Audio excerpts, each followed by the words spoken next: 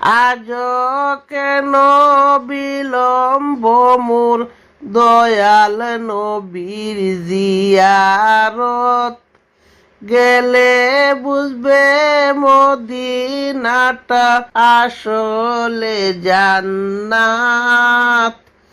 আজ কেন বিলম্ব মোর নবীজির জিয়ারত, যে শান্তি মদিনায় পাবে বেহেশতের নাই উল্টা দাবি। লামু কামের সুবাসেতে বাড়াবে ইজ্জত, মদিনাটা যে দেখেছে জান্নাতের স্বাদ সে পেয়েছে। সে পাবে না শেষ বিচারে আবের কেশারত।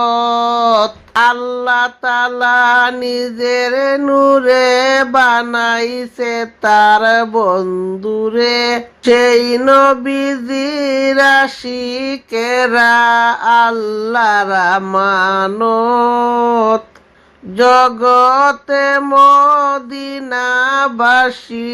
সর্বসুখে তারা সুখী, প্রার্থনাতে স্বপ্নারাজ ফিরিল না কিসমত। আজ